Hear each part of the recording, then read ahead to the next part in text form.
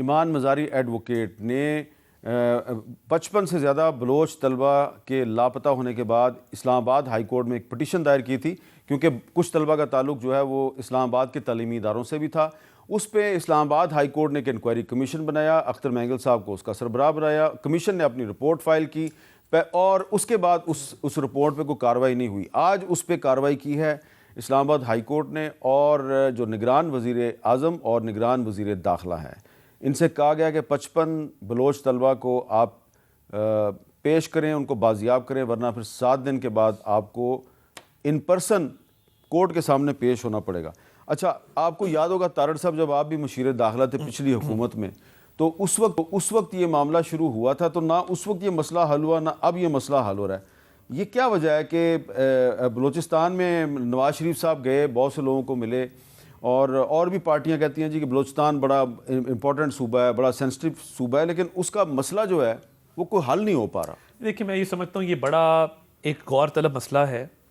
اور یہ بہت پہلے حل ہو جانا چاہیے تھا،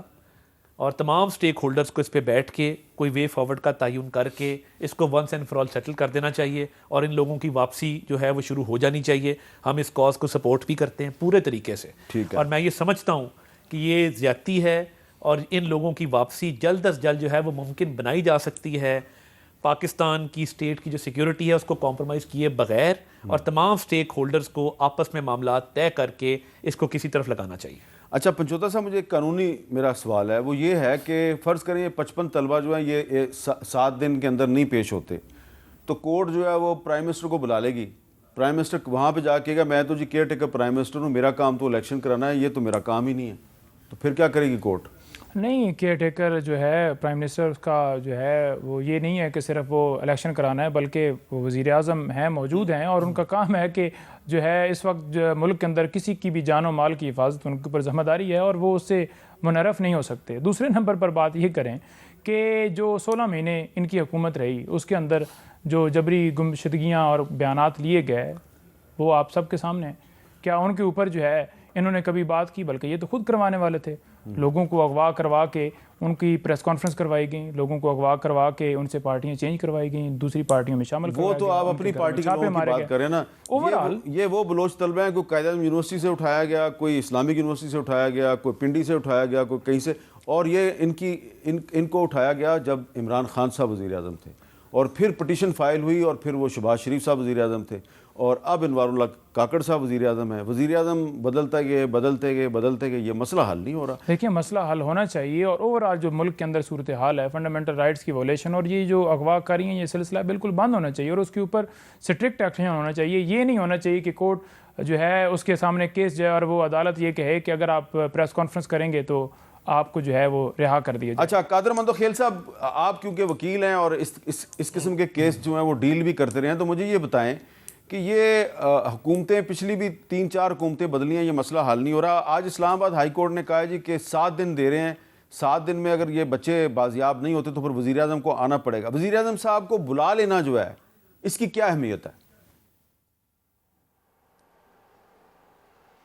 اس کی کوئی اہمیت نہیں ہے، نہ وزیر اعظم کی بس کی بات ہے،